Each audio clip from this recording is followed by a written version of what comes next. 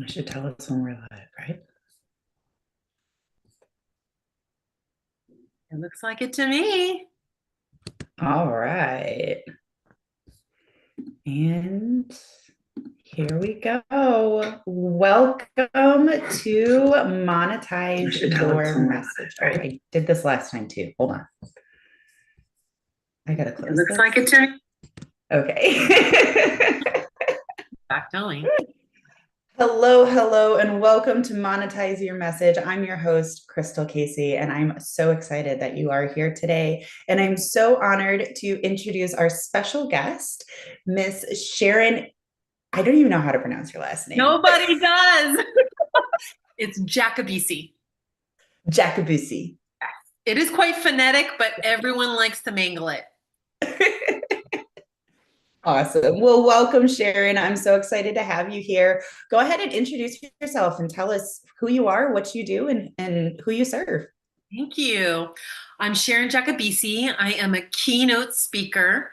I'm also the host of the LA chapter of Mic Drop Club, which is a public speaking club for women only. And I'm also a certified Mic Drop workforce facilitator, where I go into corporations and teach public speaking to people in corporations.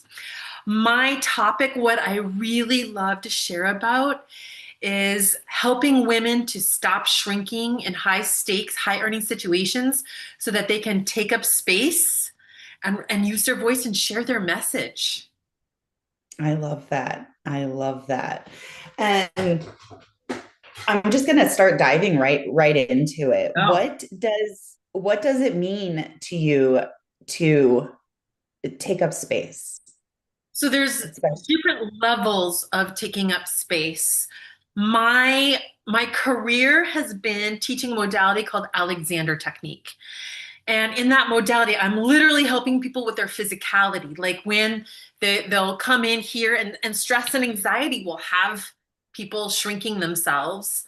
But that stress and anxiety that has people physically shrinking themselves also affects the actions that they take in their life. So Mhm. take up space literally does mean let go of this protective armor. You're trying to protect yourself when you do this. So letting go of that protective armor and then taking up space on a bigger level also means taking risky action and like calling the friend at a corporation to offer your keynote talk or your training, or stepping out and saying yes to a podcast interview. There is like the physical level of take up space, but there's also the behavioral and life level of taking up space. Yeah, that's so true. And that makes such a difference when you're showing up virtually, when you're showing up in the room, when you're showing up with the client, literally everywhere. And we've been talking in past episodes that really is the first step, is allowing yourself to be visible and stepping onto the stage, right? And today specifically, the questions that we have is, how do we get paid to do that? How do we The question was, how do we get our first paid opportunities? So let's go there. So for me, my first paid opportunities, I mean, it's really a lot of years of building my business, working on my website, reaching out to past contacts. It was an incoming, it was an incoming opportunity. Someone found me through my website. That was my first paid opportunity. And someone had the bright idea that they wanted to give their employees at their company the opportunity to have like more professional posture at work, so they had less stress and less pain and were more confident. So Hmm. it's not the story that most people will think, like, oh, I went and got it. It found me, honestly. And the funny thing is, that's the story I hear most often, Mhm. is it found me, and then I started to do the thing that made it Mhm. a business, an ongoing, a sustainable thing. So what were the next steps that you took? Like, how did you start? How did you go from somebody found you and had this idea to now you're a paid keynote speaker? Mhm. So those steps, I mean, it's not like a simple action. It's a lot of small steps. So it is building my online presence and also reaching out to past contacts. Like definitely during the pandemic, I was contacting people I went to high school with, people I went to college with, and was saying, hey, I have this, this talk that I give, and it really helps employees at companies to not only feel better and deal with stress, it also helps them in their pitch meetings and when they're presenting to their teams. So that outreach to people that I knew from my past, and that actually led to the most opportunities rather than me going to networking events. It's people that already knew me, and I utilize those relationships. Interesting. And is that how you still do it? Definitely. I mean, I'm way more active on social media and on LinkedIn.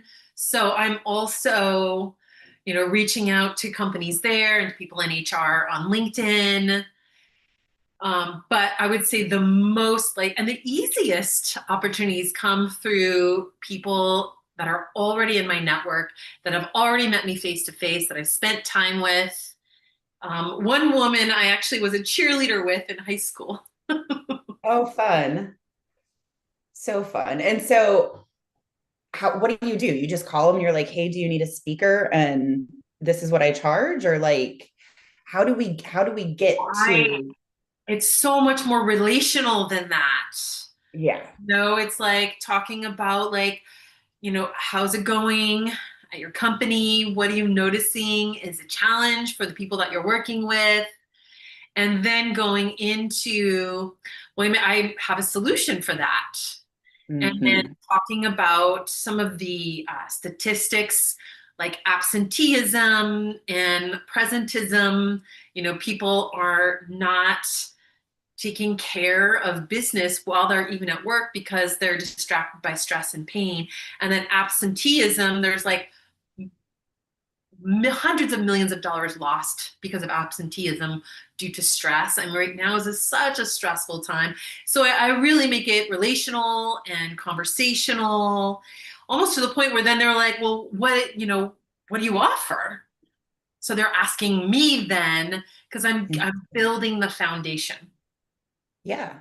Yeah, absolutely. And providing a solution to a problem, Yeah. obviously, right? So I find that a lot of times, myself, for instance, when I first started speaking, I just had a message and I wanted to share the message. And it took a while for me to make that shift to realize that it was more than just about sharing a message, it was about solving a problem, using that message to get them to relate, to connect, to understand, and to make the transformation from the problem into the solution. And I think that's so important. Yeah. And understanding what the pain points are, Mm-hmm. and talking about the pain points, like, is there anyone at work that is really struggling with presenting and speaking to their team? And how is that impacting the sales that the team is making? How is that impacting, if their team is taking them seriously? And then going from there. So you're actually using your curiosity to learn more about what the person you're talking to, what they're struggling with, what their team is struggling with. So it's more about asking them what's really important to them. Yeah, absolutely. And you said that you reached out to people in your network, like people that you knew, people from whoever is like in your network, right? But how do we find our ideal clients? Like once we've done that, we've gone through like our network, like how do we know Do you know what I mean? Like one of the things what I first started doing was I would speak on any stage, anytime, anywhere, it like didn't matter. And it took me a second to realize you can do that, but exposure is only going to get you so far and so much. And you want to be intentional about Mhm. where you're showing up. Does that make sense? Yeah, definitely. I think for me, it's looking at who have been my favorite clients, who have I just absolutely loved working with, and then Mm, like writing down what I loved about working with them, what were their challenges, what were the results they got with me, and then maybe even, I mean, I have done this too. I have had like post contract conversations with people that I loved working with and said, hey, can we talk about what brought you to this work, what you got from this work? How are you going to use it in the future? So finding that one person that was just such a thrill to talk with and work with and see them grow with like while working with me, that really helps me identify my ideal clients. And then I talk to that person when I'm creating content. I'm not trying to talk to everyone. I'm trying to talk yes. to one person. Yes. And that's important. And I've heard before, like, you don't want to get stuck in like talking to that one person, but it's so important when you're marketing and that one person that you're talking to can shift, right? Like it can be a different one person, but talking to the one person in your marketing, so peak. Mhm. Um, okay, awesome. And then one of the other things that I discovered myself is that it wasn't so much like it doesn't stop on stage, Mhm. right? Like getting on stage is just the beginning. And that the best way to get paid from speaking is what happens after. The And follow-up. it's what happens after you step off stage and having a system in place to do that. Because otherwise, you might just get a, hey, that was really good, awesome, a couple of follows and likes, but it's not really, you have so much potential and opportunity there, Yeah. I right? mean, you're definitely more the queen of automation. I I am not the queen of automation, I have to say. I am good with follow-up. I will like reach out to people, I'll connect with them and then send them a message. And then, I if I get any like comments or anything, I will follow up and send a DM that way. But I would have to hand over the automation conversation to you, Casey. I mean, I think Yeah, Krystal. it's okay. Everyone does it. So, and it doesn't even have to be an automated thing, right? Like automations are great, but it's really about the system. It's about knowing what you're doing. It's about follow up. It's about having the plan, right? And then having a system to track it. That's where I like to like to come in. We track everything, make sure nobody falls through the cracks. Mhm. But just making sure that you have that Yeah. and having a way to like, do you offer anything from stage? Do you have a way for people to connect with you or to like I have a body reset. It's literally the Take Up Space body reset ebook on my website mm-hmm. because embodiment is such an important topic for me. And if your message and your body are not saying the same thing, your body is always telling the truth.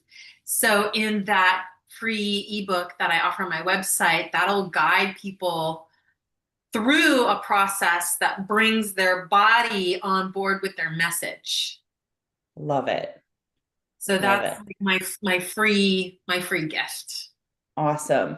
And so you have a link. You share that link on stage, or do you have how do you do it? A QR code.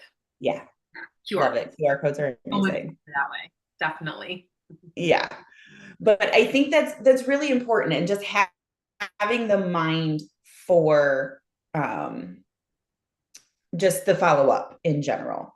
And then also while you're on stage, how do you know what to say when you're on stage?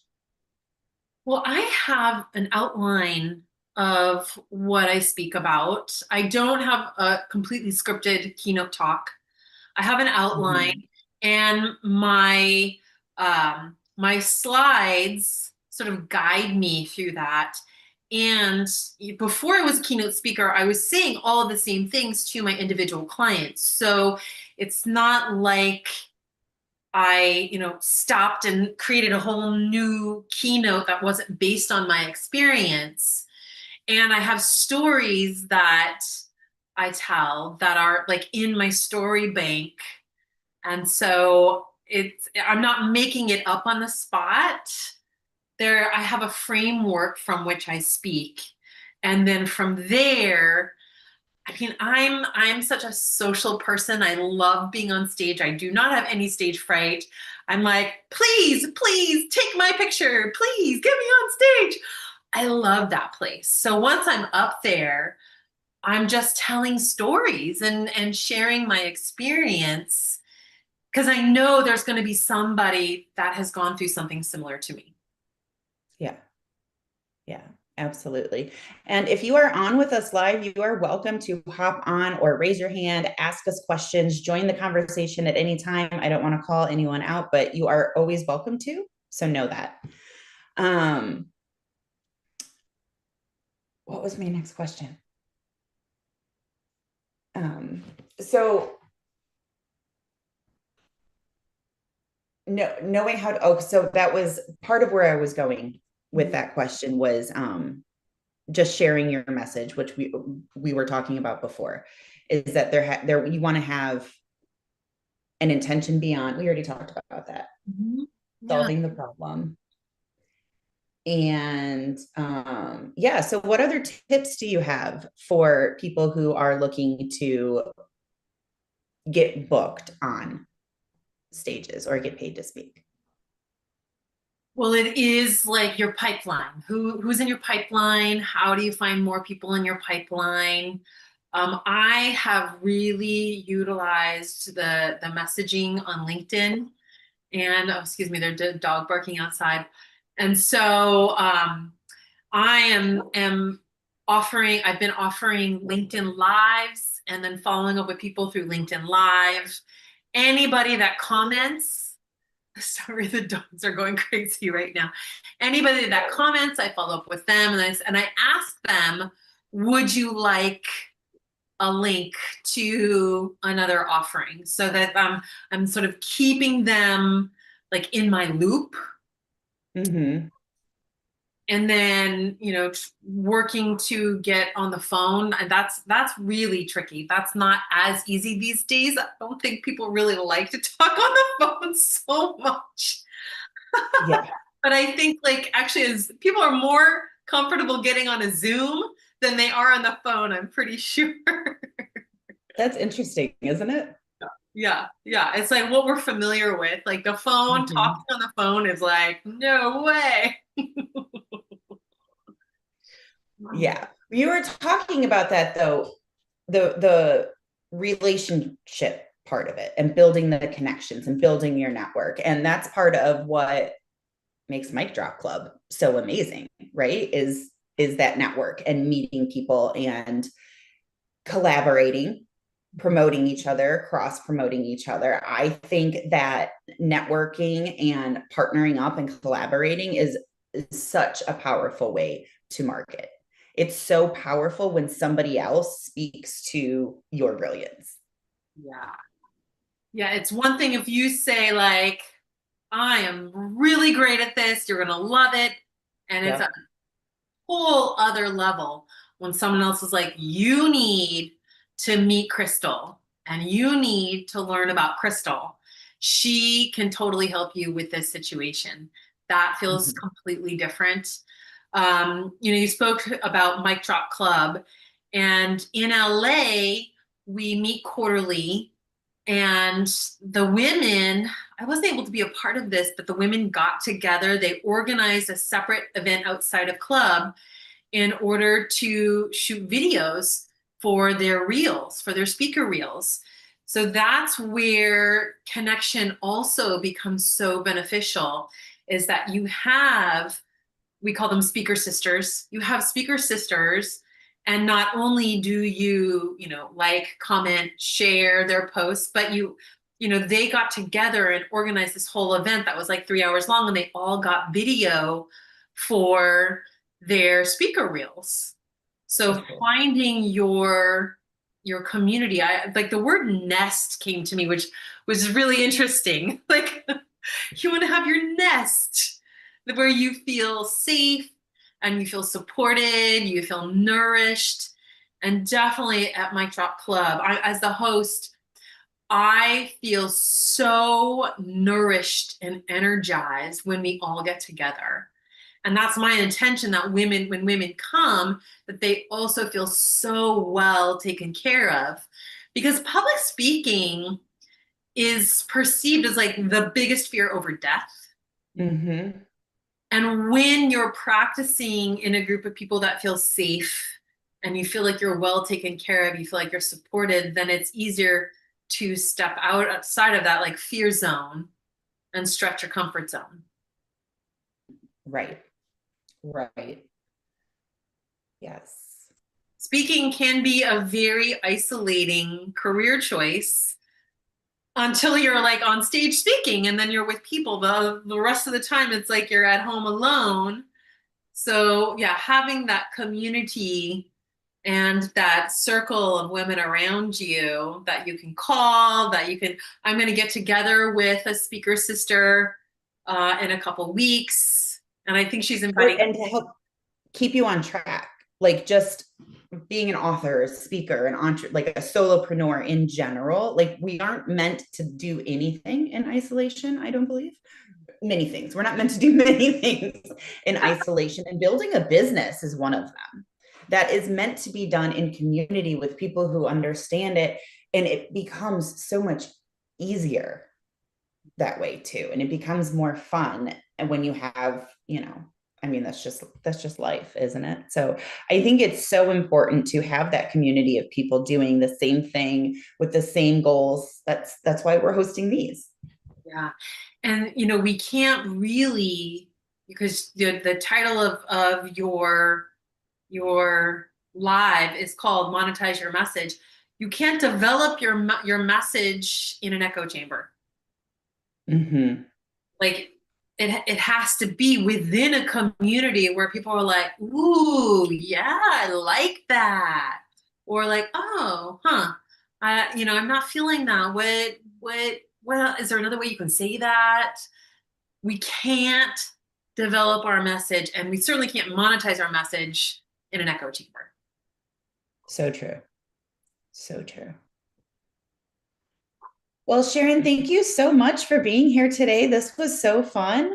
Before we close out, do you have anything else? I'm going to share all of your contact links and stuff underneath the video. But before we close out, do you have anything else that you would like to share with our audience? Yes. Your message, your ideas that like you're keeping safe in your heart right now more than ever is the time for you to speak up, to share your message, because the world is such an isolating place. I want you to send me a message and let me know what you want to share, what your ideas that you want to speak about, so that I can support you and I can like help you share your message.